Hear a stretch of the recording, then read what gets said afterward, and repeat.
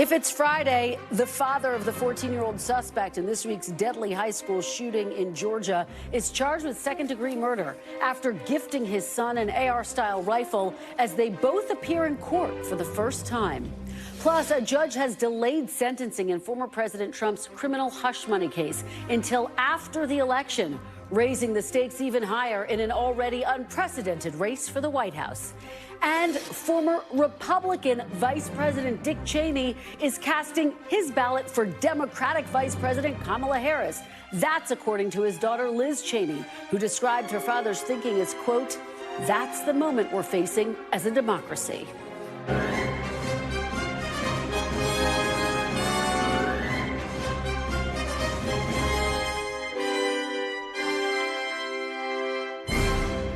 Welcome to Meet the Press Now. I'm Kristen Welker in Washington. We are tracking new developments out of Georgia after 2 students and 2 teachers were killed in a shooting at Appalachia High School on Wednesday. Overnight, the father of the 14-year-old shooting suspect was arrested and charged with second-degree murder in connection with his son's actions.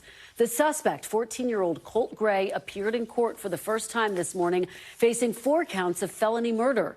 The district attorney saying more charges are expected as the investigation continues. We did not have the identities or the conditions of the other victims, so we were not able to charge on those offenses. So when the evidence comes in and they've been able a chance to heal physically, emotionally, and spiritually, we will get with them, and there will be additional charges that address the other victims in the case. 54-year-old father Colin Gray faces 14 charges, including 4 counts of involuntary manslaughter, 2 counts of second-degree murder, and 8 counts of cruelty to children. The director of the Georgia Bureau of Investigation saying the father, quote, knowingly allowed his son to possess a weapon. Law enforcement sources telling NBC News he gifted his son an AR-15-style rifle after both of them were interviewed in May of 2023 by the FBI in connection with threats to carry out a school shooting. Colin Gray's arrest comes just months after James and Jennifer Crumbly became the first parents to be convicted for a school shooting committed by their child. Their son killed 4 students in Oxford, Michigan in 2021. Wednesday's school shooting again raising the issue of gun violence and gun politics in America. Yesterday, President Biden saying parents should be held accountable. There are too many people who are able to access guns that shouldn't be able to. So let's require safe storage of firearms. I know I have mine locked up, but how could you have an assault rifle, a weapon in a house, not locked up and knowing your kid knows where it is? Got to hold parents accountable if they let their child have access to these guns. And in Arizona, former President Trump's running mate, Senator J.D. Vance, said this about school safety. No child should have to deal with this. And yes, after holding these folks up in prayer and giving them our sympathies, because that's what people deserve in a time of tragedy, then we have to think about how to make this less common. Now, look, the Kamala Harris answer to this is to take law-abiding American citizens' guns away from them. That is what Kamala Harris wants to do. What is going to solve this problem, and I really do believe this, is, look, I don't like this. I don't like to admit this. I don't like that this is a fact of life. But if you are a psycho and you want to make headlines, you realize that our schools are soft targets. And we have got to bolster security at our schools so that a person who walks through the front door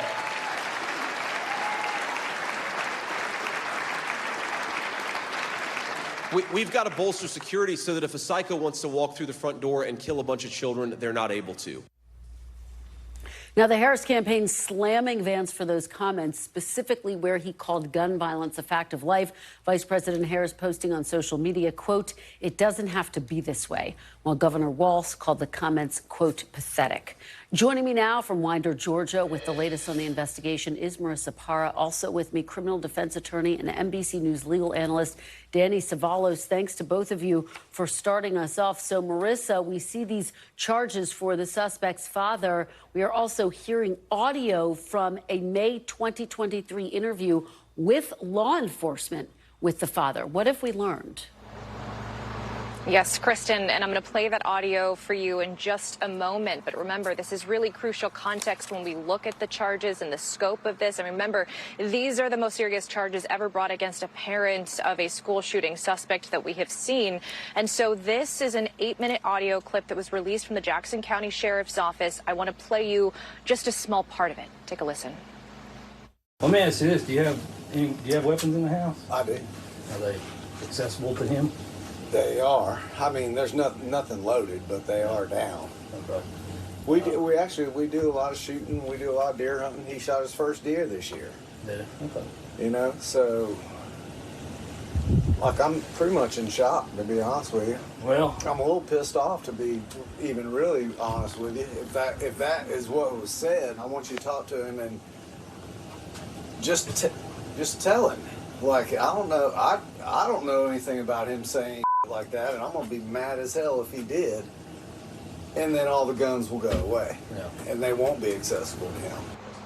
So that was the father, Colin Gray, saying he was not aware of any online threats being made in relation to his son regarding the possibility of any type of school shooting or violence, and that the firearms would, quote, go away if he did hear that. And of course, we're hearing from law enforcement sources telling us, those familiar, that it was later, after that interview last May, that his son was then gifted an AR-style rifle. So, Kristen, a couple of things that I want to point out. This was the first appearance today that we saw from both father and son. They were both shackled, and they both made those separate appearances. We saw very little of 14-year-old Colt Gray. We heard very little, just a very soft-spoken yes, sir, when addressed by the judge. And then after he was escorted, he was brought back in briefly because the judge did want to add some clarity, because we know he is being tried and treated as an adult, but the judge wanted to make it clear that he is not facing the death penalty because he is still a minor. And then his father, we saw more emotion from his father, Colin Gray. You see this video of him when he sits down, he's hearing the charges, he's rocking back and forth, Kristen. And then, of course, so much emotion coming from the first row there, from family members of the victims, we assume, from all of the emotion that we saw from them, Kristen. And in terms of what happens next, I will point out there is a vigil expected tonight as the memorial here outside of this high school continues to grow. Marissa, it's just absolutely devastating and chilling and really tough details there. Thank you so much for that. Danny, let me turn to you. The charges against the suspect's father are unusual but not unprecedented. What do you make of them, and put them into context for us if you can? We're in a moment in American history where it seems like there is a sea change. For all of American history, we have not held parents criminally responsible for the crimes of their children, unless they participate or facilitate the crime. This is a major change in that we are charging parents with murder. In this case, not intentional murder. This is a version of reckless murder. Not all murder statutes or crimes are intentional murder. Sometimes, if you are reckless, you can be charged with depraved heart-style murder, reckless murder, criminal negligence, and that's exactly what's going on here. The father is being charged with, under Georgia law, you can be charged with second-degree murder as a result of cruelty to children. That's a separate criminal statute that requires criminal negligence and some kind of harm to a child. And that criminal negligence is defined as essentially recklessness, consciously disregarding a known risk. And that's where the FBI tape comes in, because the government's going to use that to show that he was aware of the risk well in advance and failed to act properly. So, Danny, help us just break down some of these charges. There are second-degree murder charges. They're apparently based on the cruelty to children charges. Break that down with how they differ from the 8 counts of cruelty to children charges.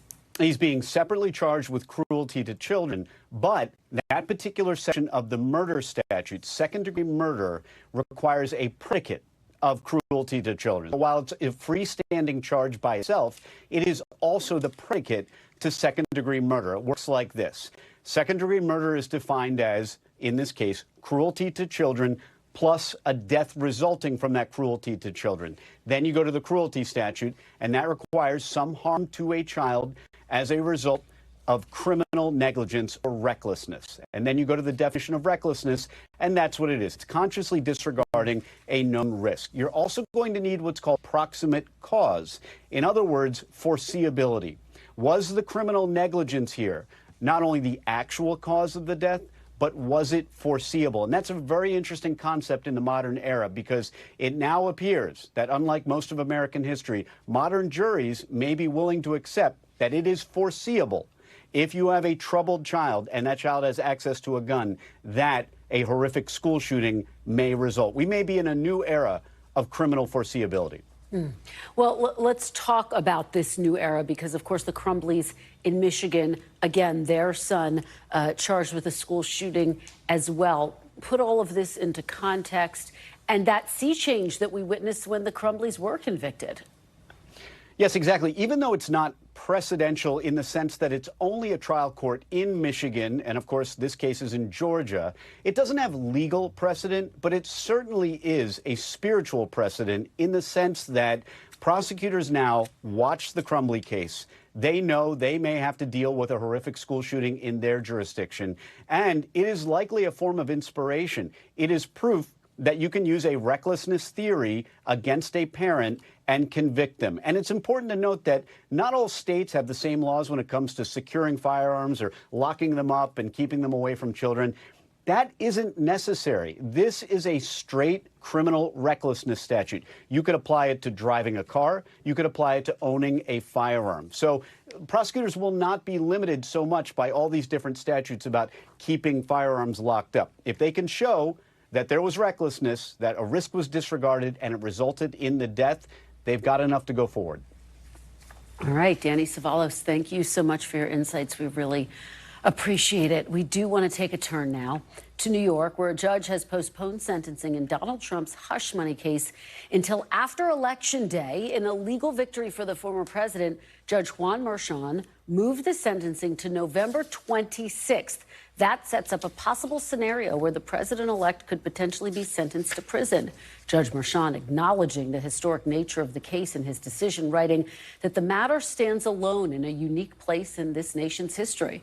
Merchan's decision came down shortly after Mr. Trump's appearance this morning in a different New York courtroom, where he was asking a federal appeals court to overturn a jury verdict that found him liable for sexually abusing and defaming writer E. Jean Carroll. Now, Mr. Trump then spoke to reporters in a 45-plus minute appearance in which he repeatedly denied any wrongdoing, insulted Carroll, brought up another woman who has accused him of sexual assault, insulted her, and continued his attacks on Judge Merchan and the Department of Justice. Here's just a small portion of that.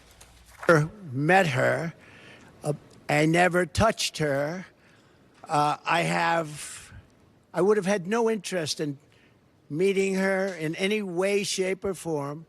But legal talent cannot overcome rigged judges. They can't overcome a 4% Republican area. And I'm disappointed in my legal talent, I'll be honest with you. They're good. They're good people. They're talented people. Today, that case is a disgrace. Should have never been allowed. I did nothing wrong. And he took a non-existent, expired, long expired by the statute of limitations, misdemeanor. He made it into 34 or something more than that counts of felony. Nobody can even believe it. Over nothing. NBC's Vaughn Hilliard covers the Trump campaign and joins me now from Charlotte, North Carolina, where Trump is set to speak shortly. Vaughn, thanks so much for joining us. Really appreciate it. Let's break down that appearance by Trump today. What were your key takeaways? And what we heard, he did not take questions from the press, right?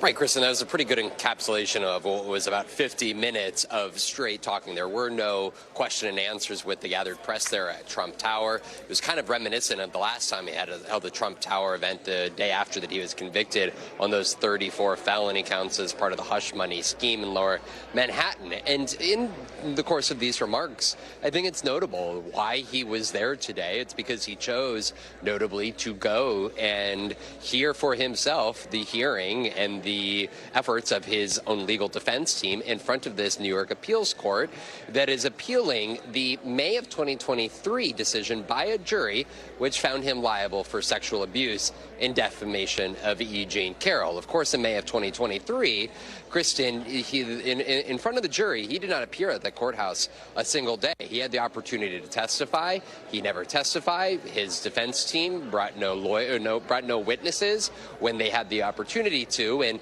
Donald Trump here today at that Trump Tower remarks, he bemoaned the fact that his then attorney Joe Tacopina urged him to not go and defend himself. And really, ever since then, the last year and a half, you have heard Donald Trump continue to say the things about E. Jean Carroll, like part of it you just played, saying that he had never met her, he didn't know her, which we should note there's a photo of the two them together at one time. But that is what led to the second defamation trial, which ultimately led a jury to award E. Jean Carroll $83 million earlier this year. So Donald Trump, yes, with less than 2 months until the election, he found it important to go and hear his own defense team make his case in the appeal of that initial defamation case that led that jury to find him to be liable for sexual abuse of E. Jean Carroll. Vaughn, let's talk about the other legal development today. Of course, Judge Merchan ruling that he will not be sentenced until after Election Day. As we said, this is a legal victory for the former president. Has there been any reaction from the Trump campaign to this? We are expecting Donald Trump here to actually address the fraternal order of the police in a matter of minutes. This decision from Judge Merchan came down as he was en route from New York here to Charlotte to battleground state North Carolina. I want to let you look, though, as part of a statement that was released by his campaign spokesman, Stephen Chung, who writes in part, quote, "There should be no sentencing of the Manhattan DA's election interference witch hunt as mandated by the United States Supreme Court. This case, along with all other Harris-Biden hoaxes, should be dismissed." Of course, what Stephen Chung, the spokesman, is getting at there is that the Judge Merchan, even before that sentencing that is now slated for November, which, yes, is after Election Day, Judge Merchan could still throw out the guilty findings of this jury because Donald Trump's defense team has appealed to Judge Merchan that some of the evidence that was brought before the jury during the trial this spring was inadmissible under the Supreme Court's immunity decision, which of course came after the trial. Judge Merchan is going to make that decision sometime before the ultimate sentencing. But as you said, this only increases potentially the political stakes for Donald Trump here, because now, over the course of the next 2 months, he's going to be able to contend to voters that there is the chance, if he is sentenced to potentially prison by Judge Merchan after the election, that Kamala Harris could be the one entering the White House, and yet he faces prison sentence on the other side of it. So many fascinating contours to this. Vaughn, we will listen closely to what he has to say once he arrives there in North Carolina. Thank you for your great reporting, as always. Coming up, the first ballots of the 2024 presidential race were supposed to go out today in the state of North Carolina, but there's a holdup. We'll tell you why. Plus, today's jobs report fueling concerns about a cooling labor market with just 60 days to the election. Stay with us. You're watching Meet the Press Now.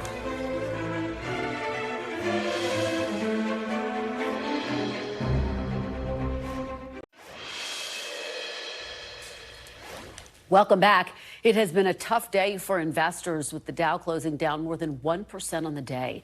The S&P and NASDAQ were down even more as new data suggests the labor market might be cooling a bit faster than initially thought. The Labor Department reported that 142,000 jobs were added last month. That's fewer than expected. The unemployment rate ticked down to 4.2%. The government also revised lower its June and July jobs totals, meaning the economy added fewer jobs than those months than initially thought. Overestimating job growth has been an ongoing issue. Last month, the Labor Department, its figures for the year ending in March were off by more than 800 jobs. Today's numbers are the last jobs report before the Fed meets later this month, a meeting at which the central bank is expected to begin cutting interest rates. CNBC senior economics reporter Steve Leisman joins me now. Steve, it's always so great to talk to you. So walk us through what this latest data means. So there's definitely a cooling going on in the job market, but you have to remember The Fed wanted there to be cooling. The job market was running really as hot as we've seen for a long time. Millions and millions of jobs were actually created. And so what happened is we had a high inflation problem. Part of that problem with inflation was we needed to raise wages to attract people back to the workforce. We had a surge in wage growth. That brought people into the workforce. And now the Fed has pretty much conquered the inflation rate. Just so everybody understands, I'm not talking about the price level. Stuff went up and stayed there. But the rate that they're increasing, the inflation rate, has come down pretty much close to where the Fed wants it to be. They have a little more work to do there. So what's happening now is the job market is cooling very much as expected. The level is okay, Kristen. What the trouble is the descent and the momentum and the trajectory is one where we don't know if we're going to end up right on the tarmac in this beautiful soft landing that we wanted, or whether or not this ends up being more of a hard landing. So we're in this moment now where there's doubts about the underlying economy, doubts about the job market. If we stop here, everything's going to be okay. Well, and so what does that mean about what you are anticipating from the Fed when they meet in the next couple of weeks? We're still anticipating that they will lower rates, Steve? I think definitely anticipating they're going to lower rates. They think they're too high for the economy the way it is right now. Let me just put a little context here. We think we add 100,000 or maybe fewer able-bodied, working able people every month to the U.S. workforce. If we add 100,000 jobs, we're cool. We put all those people to work. If it's more than that, well, then, we're running kind of hot. It's been more than that for a while. So 142,000 is not a problem. The Fed is going to cut probably by 0.25 percentage point in a series of cuts the market expects, bringing rates down by a full percentage point by the end of the year. That's the market expectation. The Fed's going to follow the data here. Steve, just very quickly, help us understand why the data is being revised again. Kristen, we have had a problem since the pandemic, and one of the problems we've had is that the response rates to the government surveys have been down. For some reason, the folks who are supposed to write in and tell the government every month how many people are on the payroll, they're not responding as quickly and as efficiently as they previously did. They get it right over time, because what they do is they true it up with the unemployment insurance records. Christian, I'll just say I'm in the middle of trying to figure this out. It's a great question. We do know response rates are down, but the government gets it right eventually. So this nonsense about government conspiracies is just ridiculous, because the reason the numbers are different is because the government told you. Right. Well, it's a complicated picture, Steve Liesman. Thank you for helping us to understand it more clearly. We really appreciate it. Hope you have a great weekend. You too. Well, today was supposed to mark the start of voting in the 2024 elections, with North Carolina ready to send out the first ballots. But an 11th hour ruling by the state's appeals court is now delaying that process, ordering that former third-party presidential candidate RFK Jr.'s name should be removed from the ballot.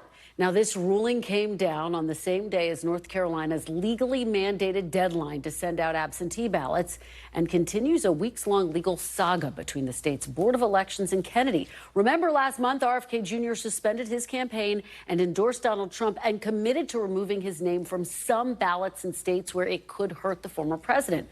General counsel for the state election authority says no decision has been made on whether it would appeal today's decision. But according to the state election board, more than 130,000 people have already requested mail-in ballots, and more than 2.9 million absentee and in-person ballots have already been printed. Coming up next, my conversation with a Florida Democrat who's hoping the abortion issue and an amendment on the state's ballot could help her unseat a Republican senator. You're watching Meet the Press now.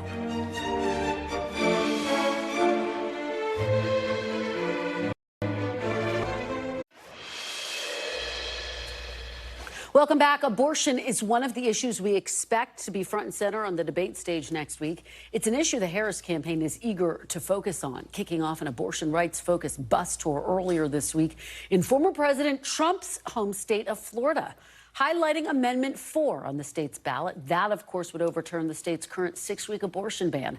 Former Florida Democratic Congresswoman and current Senate candidate Debbie Mucarsel-Powell was part of that bus tour kickoff. Earlier, I spoke to her about the bus tour and what the issue of abortion might mean for her Senate race. I was grateful that the vice president decided to launch the reproductive bus tour here in the state of Florida. In West Palm Beach, we had a lot of people at that rally. The energy on the ground is electrifying. And the reality is that we are now living under the most extreme ban on abortion here in the state of Florida. On May 1st, women woke up to one of the most draconian laws, a 6-week ban with hardly any exceptions to rape and incest, a ban that is threatening the lives of many women. We heard yesterday from Anya Cook, someone that was turned away. She did not receive the health care that she needed when her pregnancy was not developing in the right way. She went home the next morning. She had a miscarriage, lost half of her blood, and almost lost her reproductive organs. This is the reality for tens of thousands of women living in the state. Rick Scott has said that he proudly supports the 6-week ban. And if you want to understand how extreme Rick Scott is, there was a video that was just released today where he was speaking to students at the University of Miami, spreading disinformation, very disturbing video of how extreme he is, supporting a 6-week ban. And if he gets back to the Senate, he is going to push for a national abortion ban. And that is why this race is more important than ever.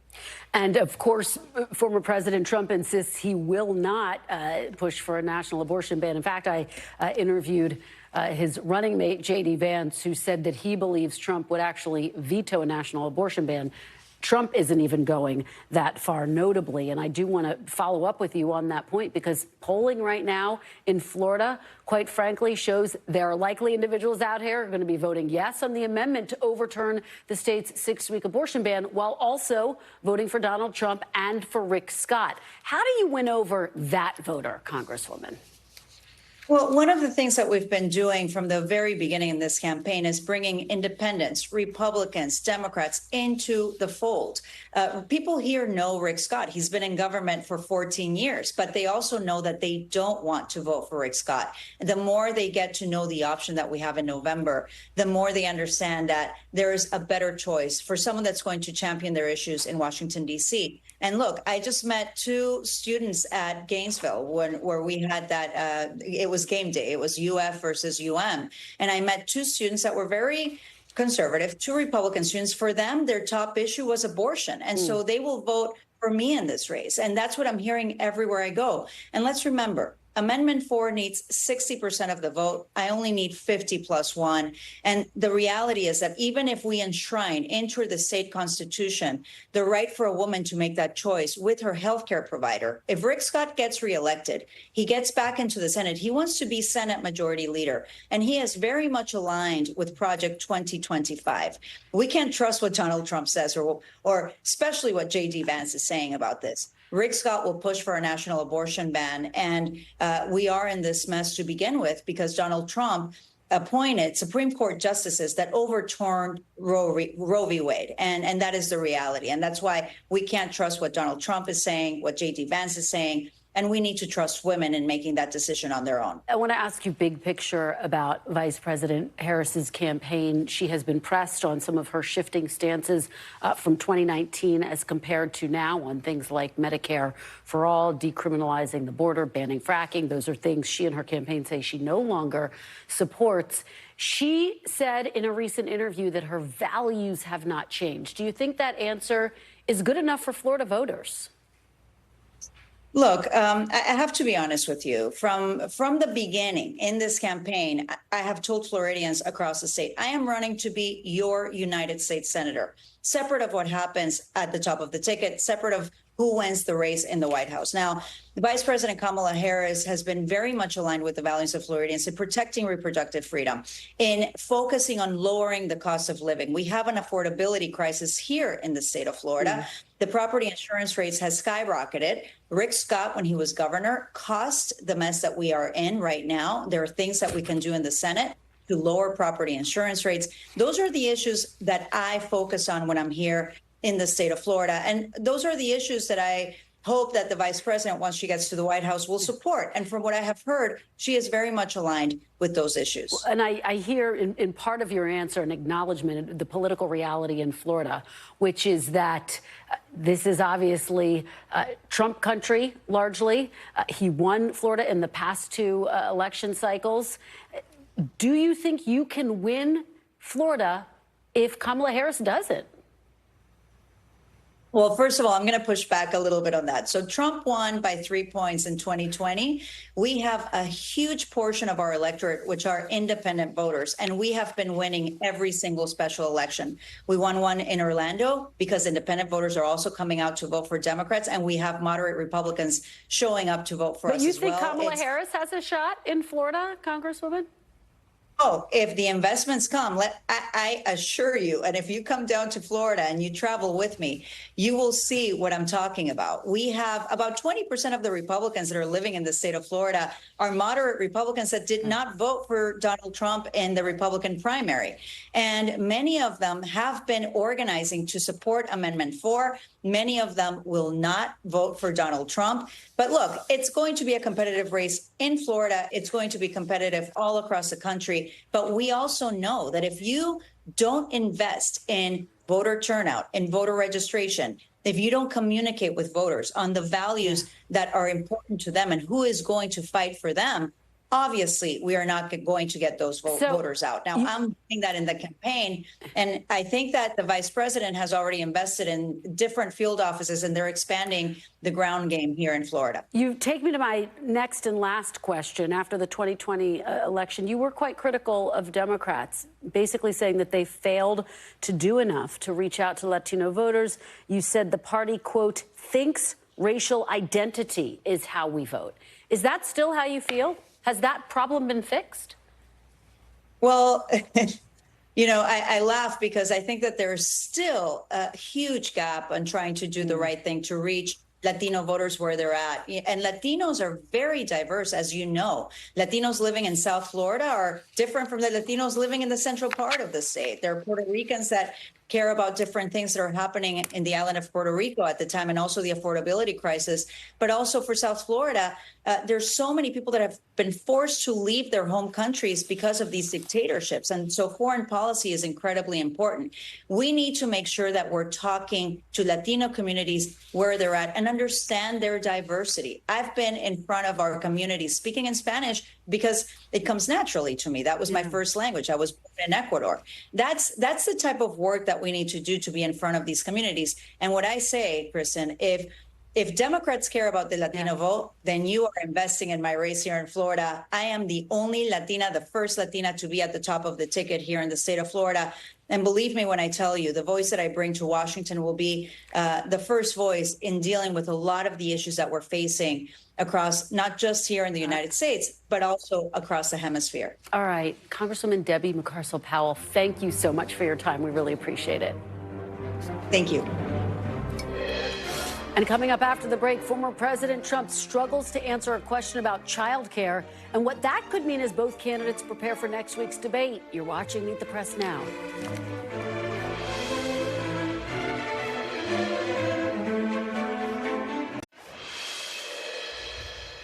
Welcome back. With just 4 days before what could be a game-changing debate between Vice President Harris and former President Trump, sources tell NBC News that Harris isn't just planning to get under Trump's skin. She's also looking to expose his habit of getting information mixed up and not making sense. That's according to these sources. Meanwhile, the former president raised eyebrows when he was asked about his child care policy.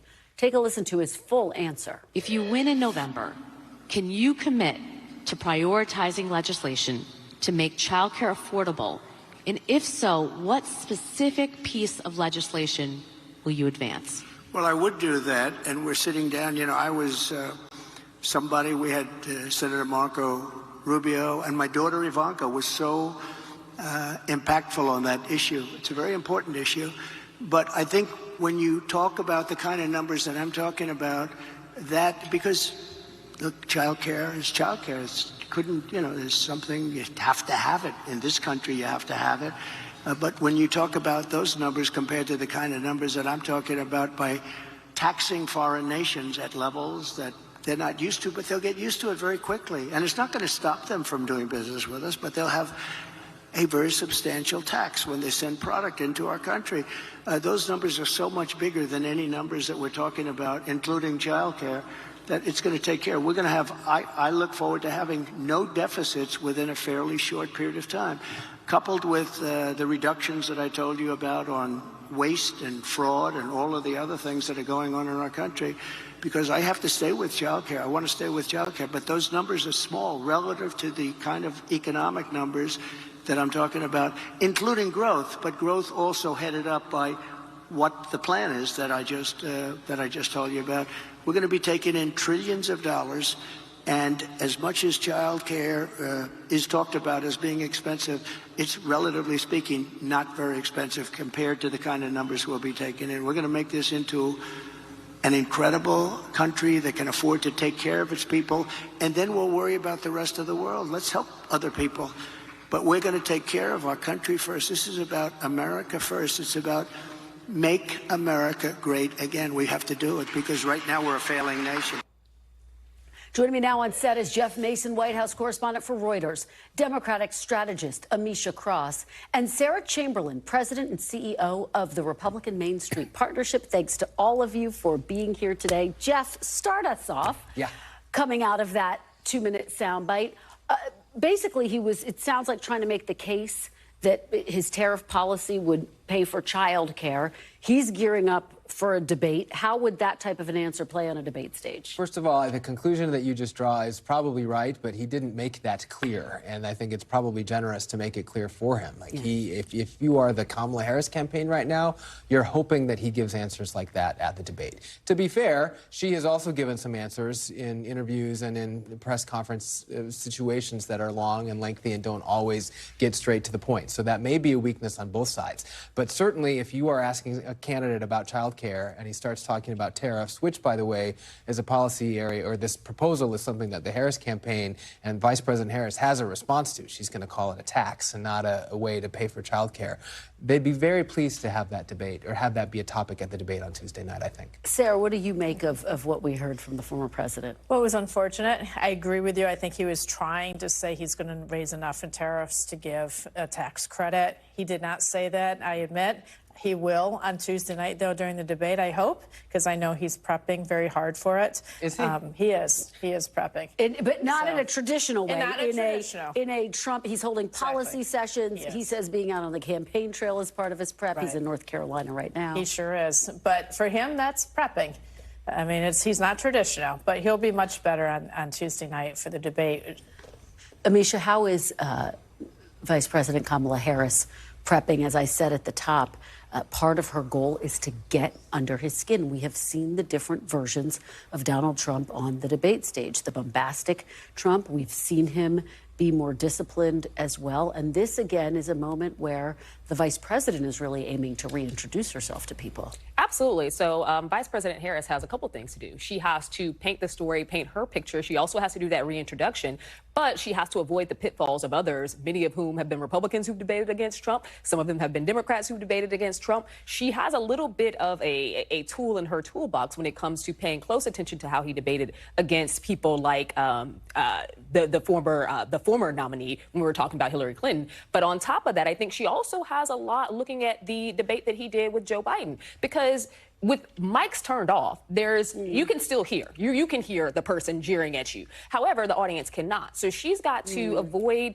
being drawn into some of the craziness he wants to bring her into. That's why he keeps throwing out racial barbs and things like that. But she also has to find a way to knock him off of his square, because I think that Donald Trump is going to try to appear a little bit more tempered. That's what his campaign's working on. So for her, is to stay within that lane of facts, policy, but also drawing down on some of the things that he's even done this week and last week when he, went against soldiers, the embarrassing moment that he had with the photo op, in addition to all of his legal issues. We're going to see the prosecutor versus the felon. But I also think that she's got a hurdle to climb herself in terms of, again, outlining her policy plans, outlining who she is. She's got to take that speech from the DNC to a grander audience. Jeff, weigh in here, because sources are telling us that some of the folks who are close to her are actually a little concerned that she's been over-preparing. I know you've been traveling with the vice president. What are you hearing? I had a source tell me that as well, that the big takeaway, or one of the big takeaways from Biden's debate, is that they stuffed him too full with numbers. And when he was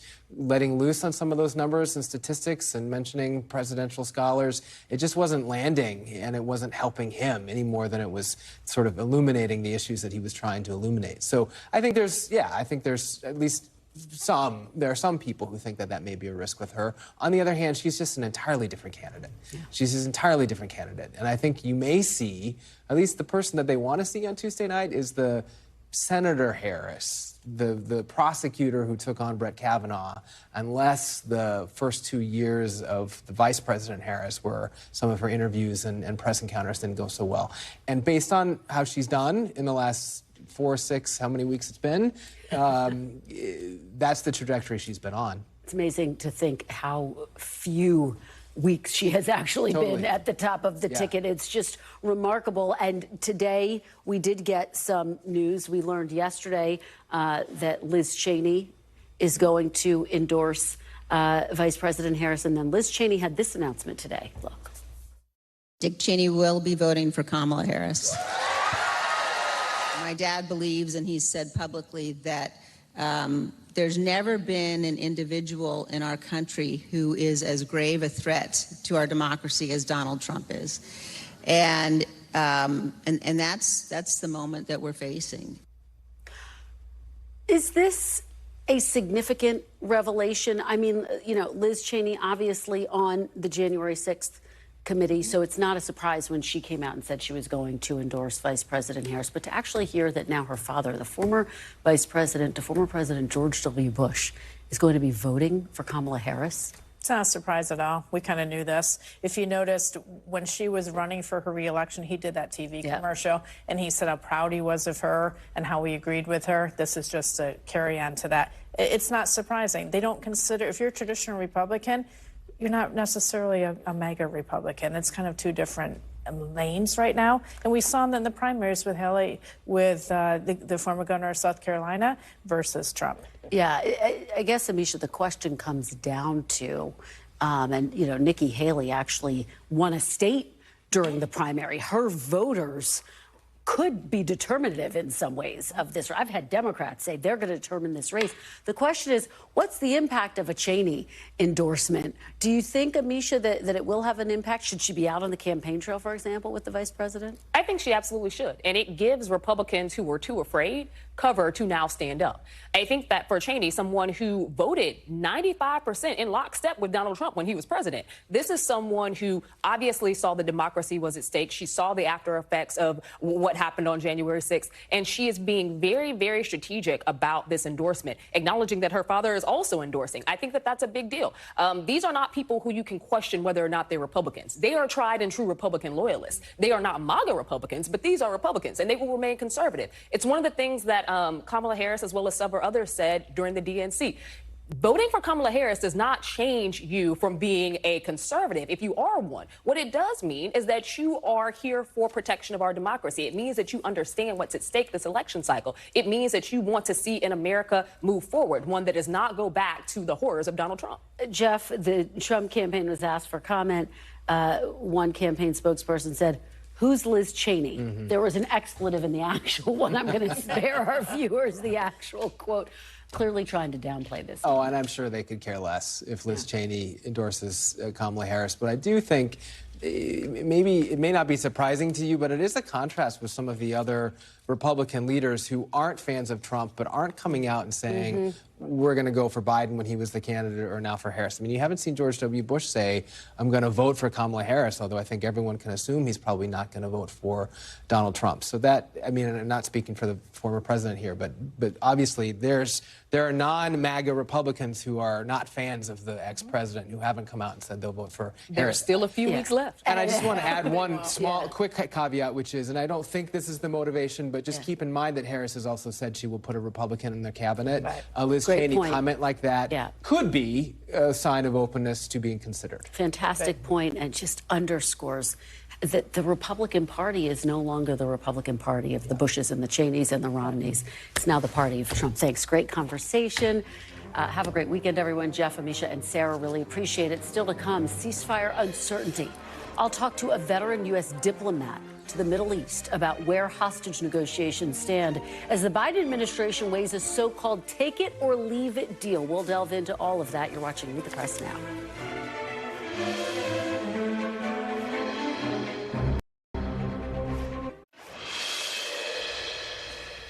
Welcome back. The White House and State Department are requesting Israel investigate the death of a 26-year-old American woman in the West Bank.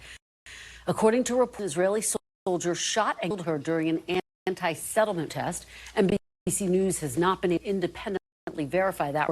The IDF says it is looking to reports that a foreign national was killed as a result of shots fired in the day of those protests. In a statement, the White House said it was, quote, deeply disturbed by the tragic death of an American citizen. It comes as the Biden administration is still trying to project some optimism about a potential ceasefire agreement between Israel and Hamas. Speaking to reporters during a press conference in Haiti, Secretary of State Blinken said the deal is 90% done with a few critical remaining issues. That's in stark contrast to comments from Prime Minister Netanyahu, who said just a few days ago a ceasefire is, quote, not close. Joining me now is Ambassador Dennis Ross, former Middle East envoy and an NBC News foreign affairs analyst. Ambassador, thank you so much for joining me. I really appreciate it. Let's dive right into this. The White House saying that there aren't any formal negotiations taking place right now, but that the U.S. remains actively engaged with all sides. What is your interpretation of what that means and where things stand?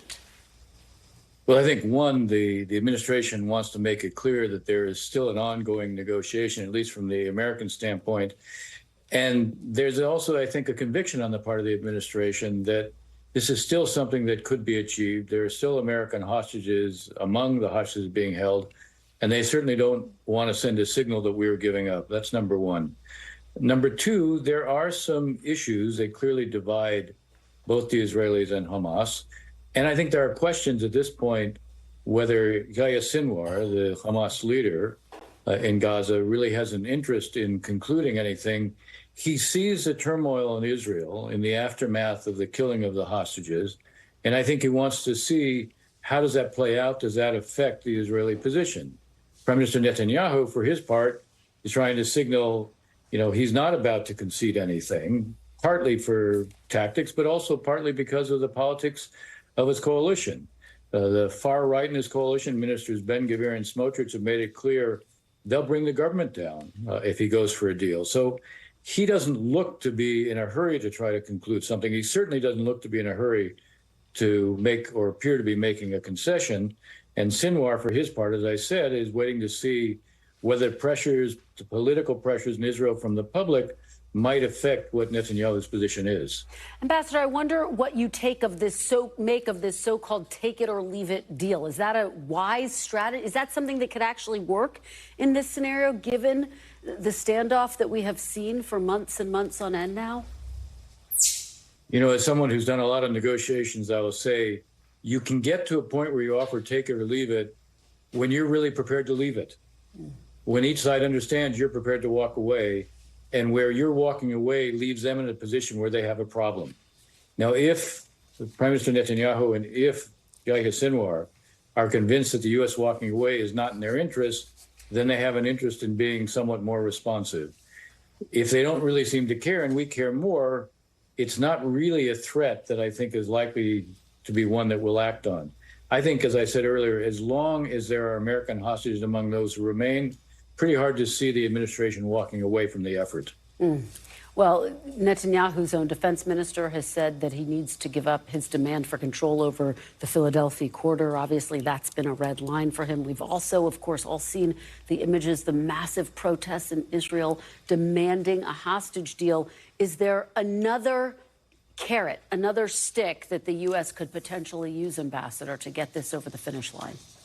When you do take it or leave it, it's designed to be a form of pressure. But as I said, it only works if the side you're dealing with are afraid that you might walk away. I do think the more that the president makes it clear that a deal is possible, but perhaps the prime minister is not prepared to take it, that is a form of pressure on Prime Minister Netanyahu. Now, we had the president say when he was asked the question, was the prime minister being flexible enough, doing enough? His answer was a simple no. Now, obviously, one could expand on that if you want to build the pressure. I do think at this stage, the pressure from within Israel is probably not enough to move the prime minister. But I think if the issue of the survivability of the hostages is what you focus on, that is a way to create pressure. We've just seen 6 killed.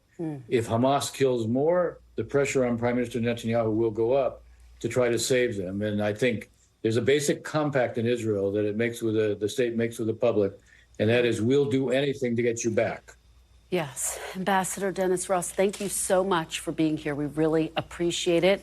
And we will be back Monday with more Meet the Press Now. And if it's Sunday, it's Meet the Press on your local NBC News station. I'll have exclusive interviews with Senator Bernie Sanders and Governor Doug Burgum. The news continues right now. Thanks for watching. Stay updated about breaking news and top stories on the NBC News app or follow us on social media.